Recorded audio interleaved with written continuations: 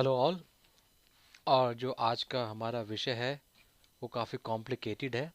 पिछले 15 मिनट से मैं इसी बारे में सोच रहा था कि इस वीडियो का सब्जेक्ट क्या रखा जाए, क्योंकि मैंने जो सक्सेस के बारे में एक दो वीडियोस बनाई हैं, उसमें मैंने जो सक्सेस का आस्पेक्ट देखा है वो है कि आप कितना पढ़े लिखे हो, कितना हार्ड वर्क करते हो, और नॉलेज में आप कितना रेगुलरली इजाफा करते हो, मतलब कितने नॉलेजेबल हो आप, कितने हार्ड वर्कर हो आप लाइफ में आगे बढ़ने के लिए, क्योंकि नॉलेज होना बहुत ज़रूरी है, साथ में हार्ड वर्किंग होना बहुत ज़रूरी है।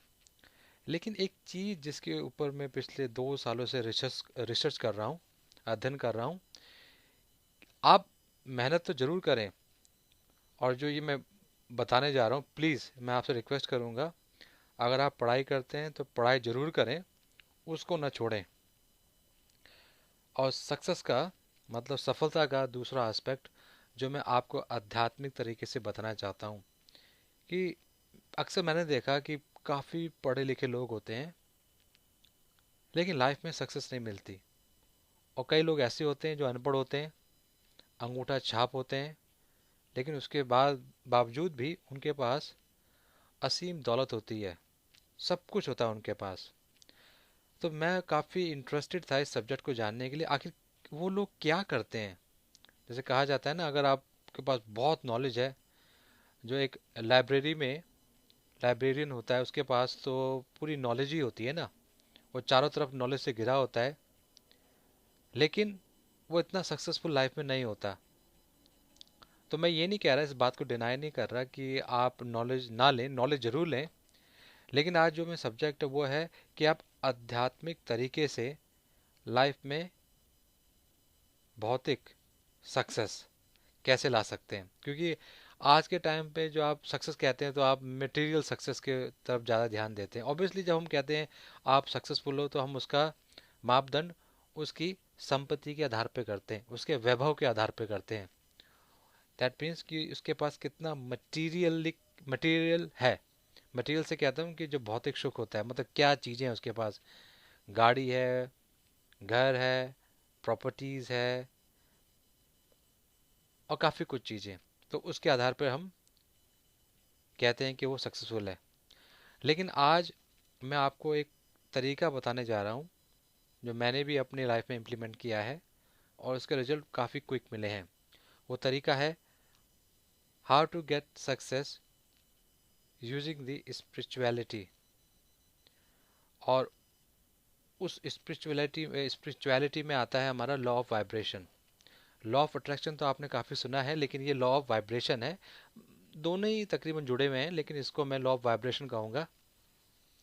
कि देखिए, आज आपके मन में एक सोच है कि आप सक्सेसफुल नहीं हो, सफल नहीं हो, एक आम जिंदगी जी रहे हो। तो लेट्स से आज से आपने संकल्प कर लिया है, मतलब आपने ये डेडिकेशन, मतलब ये निर्णय ले लिया है, डिसीजन कर लिया है कि मुझे सक्सेसफुल बनना है। तो लीजिए, मैं आपको बताता हूँ आप क्या करें। सबसे पहले अपने मस्तिष्क में, अपने दिमाग में एक चीज़ हटा दें कि एक आप आम आदमी हैं। आप किसी भी एंगल से आम आदमी नहीं हैं, आप एक मास्टरपीस हो। देखिए, यूनिवर्स में, पूरे यूनिवर्स में हम आखिरकार आते कहाँ से हैं। हमारे अंदर एक आत्मा है जिसे हम कहते हैं परमात्मा का अंश है। अगर हमारे अंदर वो आत्मा है जो कि परमात्मा के द्वारा हमारे शरीर में आती है, तो हम एक आम आदमी नहीं हैं, हम भी परमात्मा का एक हिस्सा हैं। तो हमारे अंदर भी वो असीम शक्तियाँ विद्यमान हैं जो एक परमात्मा के पास होती है। पहला तो एस्पेक्ट ये है कि आप किसी भी तरीके से एक ऑर्डिनरी नहीं है, आप एक एक्स्ट्रा ऑर्डिनरी हैं। साथ में एक आप मास्टरपीस हैं, क्योंकि इस प्लेनेट अर्थ में न आपके जैसा पहला कोई आया था, न आपके जैसा इन फ्यूचर में कोई आएगा। तो एक आप एक मास्टरपीस हैं। तो आप ये ना कहें अपने आप को कि आप एक साधारण व्यक्ति हैं, आप साधारण व्यक्ति नहीं हैं।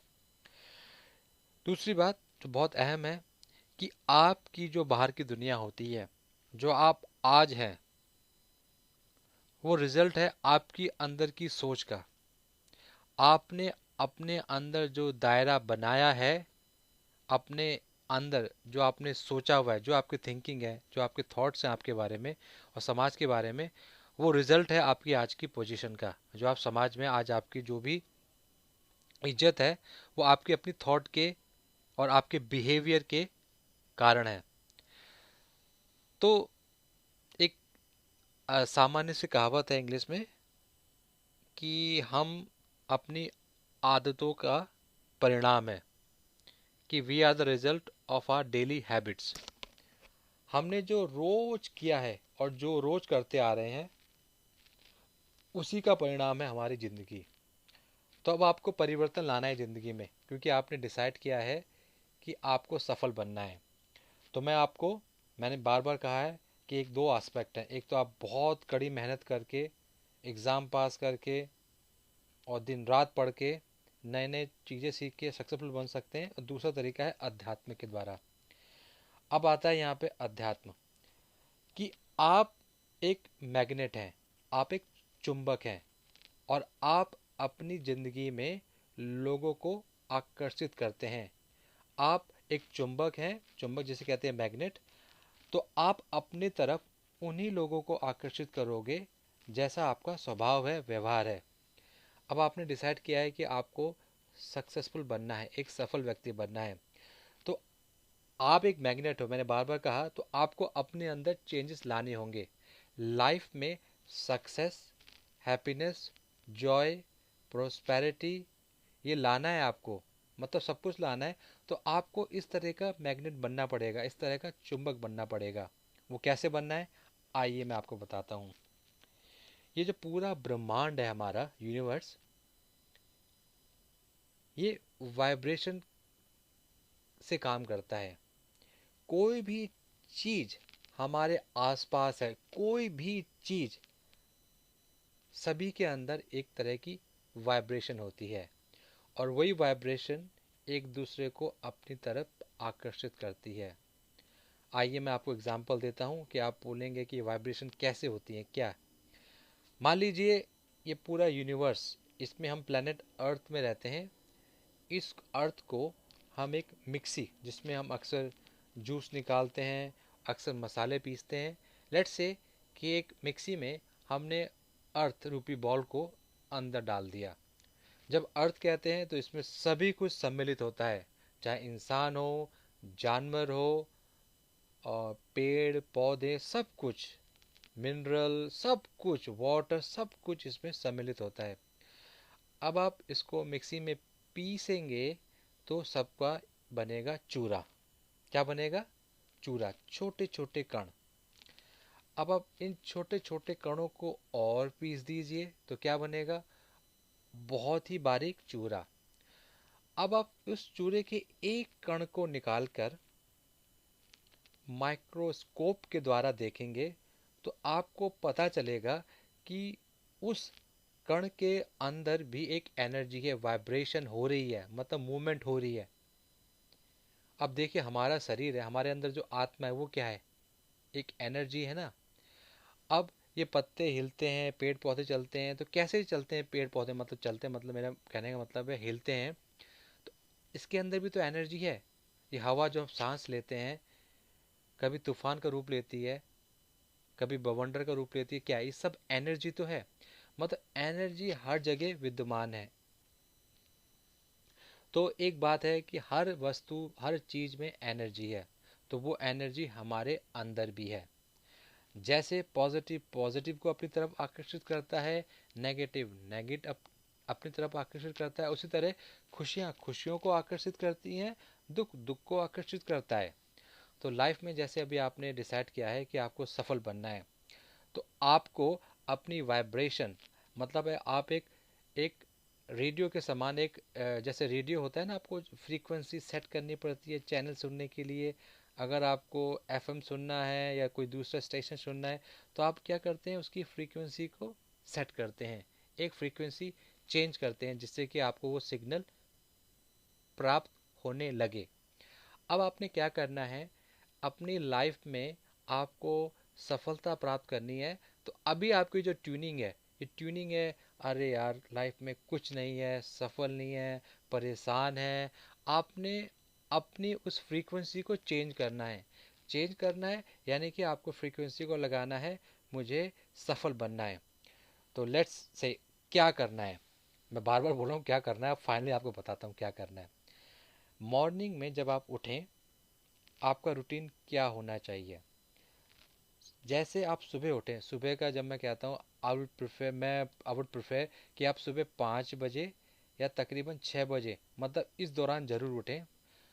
जैसे ही उठें, अपनी आंखें खोलें और आंखों को दोबारा बंद करें और धन्यवाद दें अपनी लाइफ के लिए कि आप इस प्लेनेट अर्थ में जिंदा हो। शुक्रिया अदा करें भगवान को कि आपको इस दुनिया को देखने का एक और मौका मिला। क्योंकि आपने अक्सर सुना होगा, कई लोग रात को सोते हैं, सुबह उठ नहीं पाते। अगर आप आसपास देखें, आपने ज़रूर सुना होगा और आपके प्रैक्टिकल लाइफ में हुआ भी होगा, आपने कई लोगों को देखा होगा कि आपने उनसे रात को मुलाकात करी लेकिन सुबह न्यूज़ आई कि वो दुनिया में नहीं है। तो क्या कभी उन्होंने सोचा था कि जब वो रात को सो रहे थे कि सुबह वो उठ पाएंगे नहीं उठ पाएंगे। तो इसलिए सबसे पहले जब उठें तो ज़िंदगी के लिए धन्यवाद बोलें, जो ज़िंदगी आपके पास है, जो ज़िंदगी केवल एक ही बार मिलती है, दोबारा नहीं मिलती। तो उस जीवन के लिए आप ऊपर वाले को धन्यवाद बोलें। उसके बाद जीवन में आपको सुख शांति जो चाहिए, उसको मांगने से पहले आप सभी चीज़ों के लिए जो आपके पास है उसके लिए ऊपर वाले को धन्यवाद कहें, थैंकफुल रहें। हर चीज़ के लिए थैंकफुल रहें जो आपकी ज़िंदगी में है। जैसे आपके पास 2 हाथ हैं, 2 पाँव हैं, आपका शरीर स्वस्थ है, उसके लिए धन्यवाद बोलें। आपके पास अच्छी फैमिली है, माता पिता हैं, उनके लिए धन्यवाद बोलें। आपके पास बच्चे हैं, वाइफ है, उसके लिए धन्यवाद बोलें। उसके बाद आप अपने पूरे रिलेटिव के लिए धन्यवाद बोलें। उसके बाद इस यूनिवर्स के लिए धन्यवाद बोलें। हवा जो आप ब्रीथ करते हैं, जिससे आपका जीवन चलता है, उसको धन्यवाद बोलें।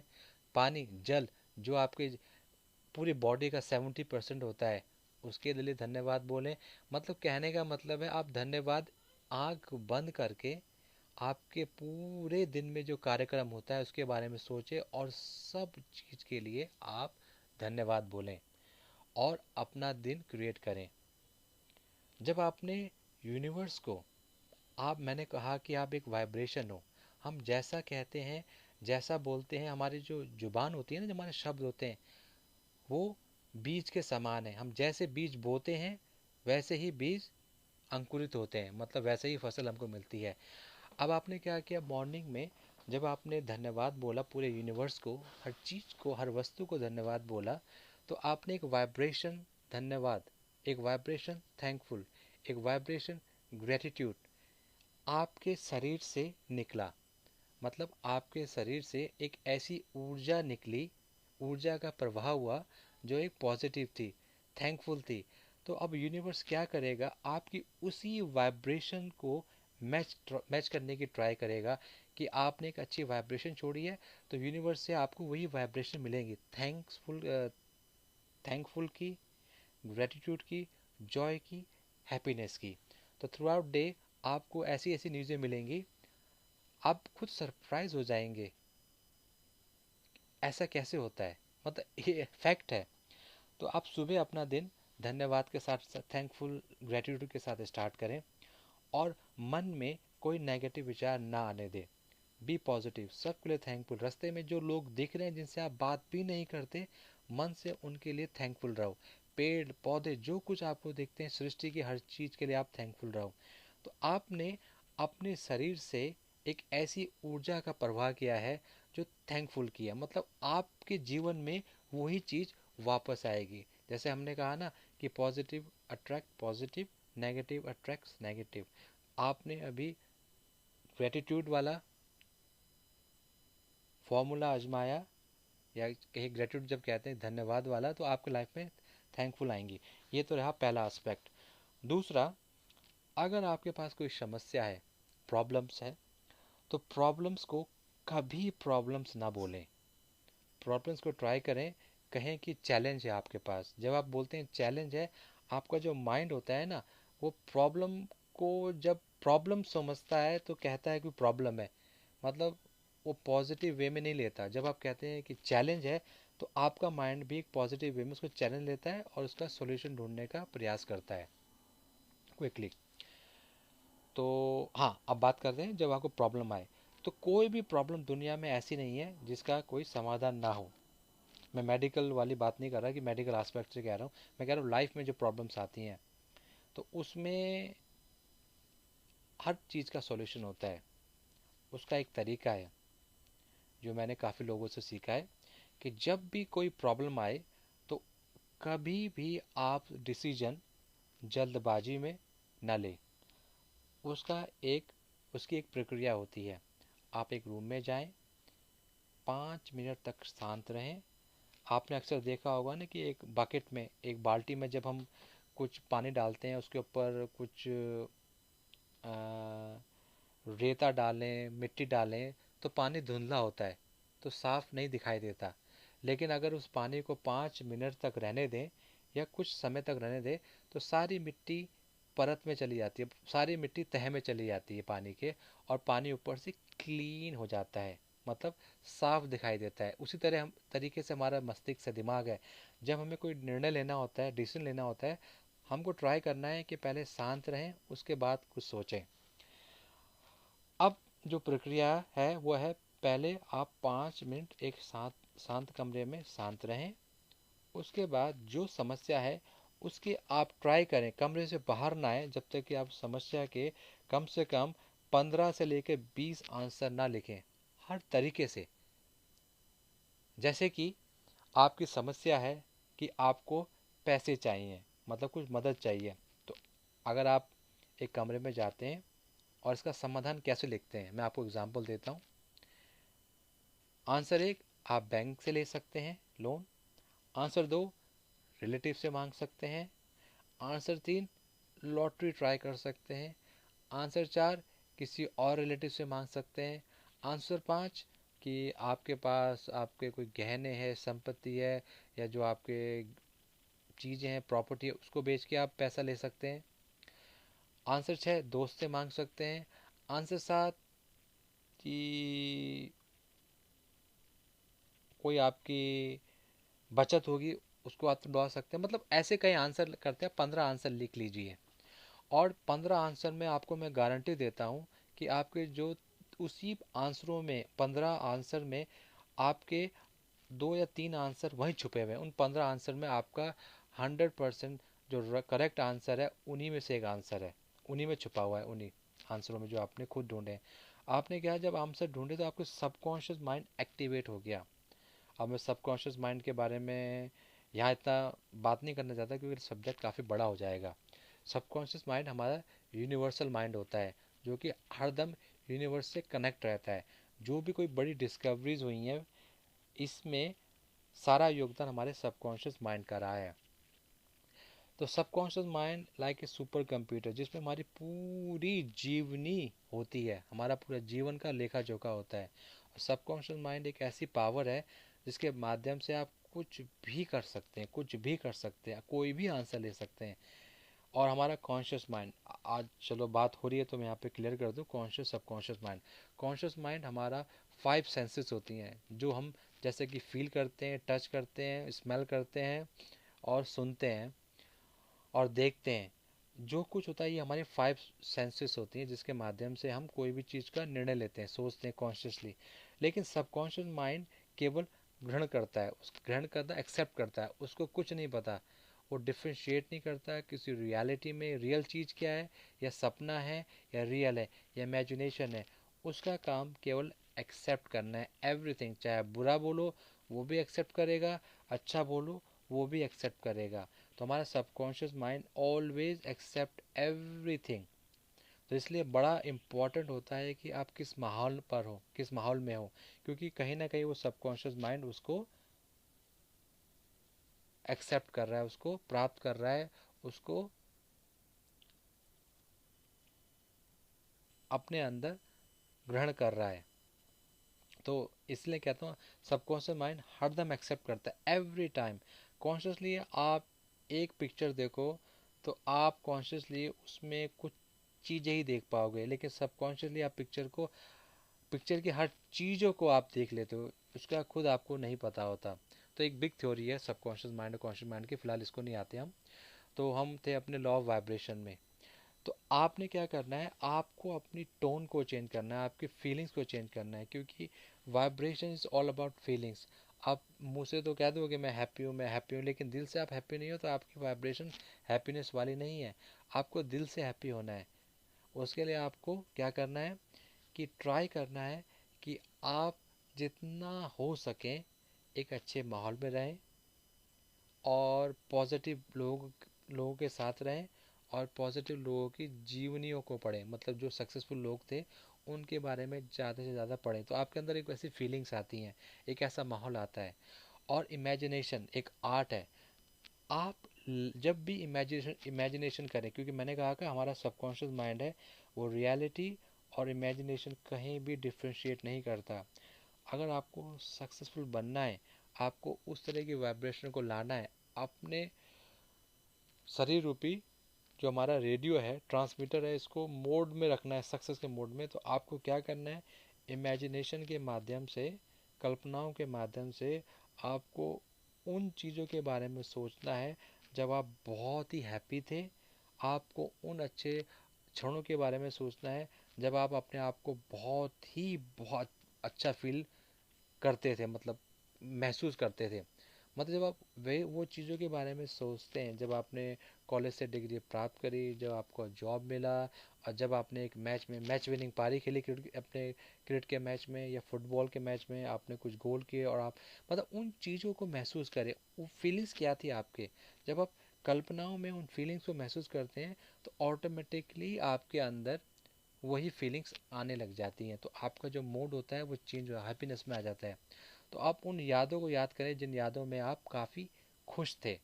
तो उन यादों को बार बार याद करें और अपने आप को जीवन में जो बनना चाहते हैं वो तस्वीर बार बार अपने मस्तिष्क में लाएं।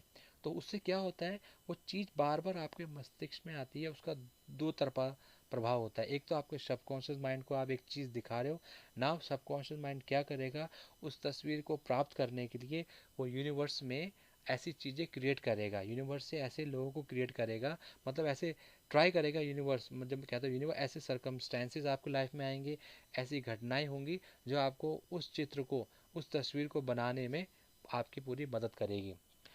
तीसरा, जब आपने हैप्पीनेस के मोमेंट्स को बार बार याद किया तो आपके अंदर एक वाइब्रेशन आ गई हैप्पीनेस की, आप एक जॉयफुल वाइब्रेशन में हो। तो वही जॉयफुल वाइब्रेशन है आपके अराउंड हैप्पीनेस, जॉय लेके आएंगी।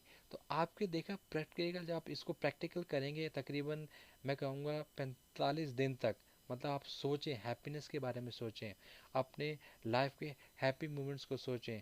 सुबह ग्रेटिट्यूड वाला फार्मूला आजमाएं, मतलब हर चीज़ के धन्यवाद बोलें। मैं सुबह नहीं कहूँगा, दिन दिन रात, इवन सोने से पहले धन्यवाद बोलें, हर चीज़ के लिए थैंकफुल रहें। तो देखिएगा आपकी लाइफ में काफ़ी चेंजेस आएंगे। आपकी पर्सनैलिटी वो नहीं होगी जो आज है। प्लीज़ 45 दिन तक इसको करिए, उसके बाद आपको करने की कोई ज़रूरत नहीं है, क्योंकि आपकी लाइफ चेंज हो जाएगी। आप ऑटोमेटिकली ना चाह कर भी आप इसको करेंगे, मतलब एक आपकी लाइफ का रूटीन बन जाएगा। जैसे खाना पीना सोना आपकी लाइफ का रूटीन है, तो ये भी आपकी लाइफ का रूटीन बन जाएगा और आपकी लाइफ में काफ़ी सक्सेस आएगी। मैं आपको चैलेंज के साथ कहता हूँ, अगर 45 दिन आप कंटिन्यू इस फार्मूले को करेंगे तो आपकी लाइफ चेंज हो जाएगी। तो आज का जो ऑडियो वीडियो मैं यहीं समाप्त करता हूँ। और मैं धन्यवाद देना चाहूँगा आपको जिन्होंने इतने संयम से इस वीडियो को सुना।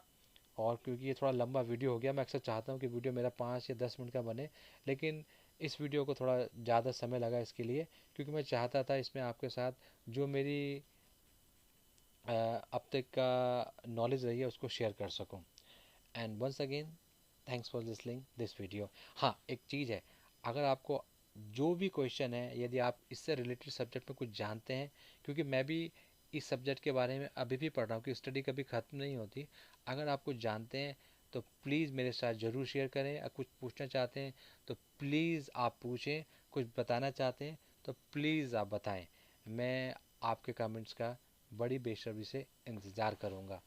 And thank you very much for listening this video.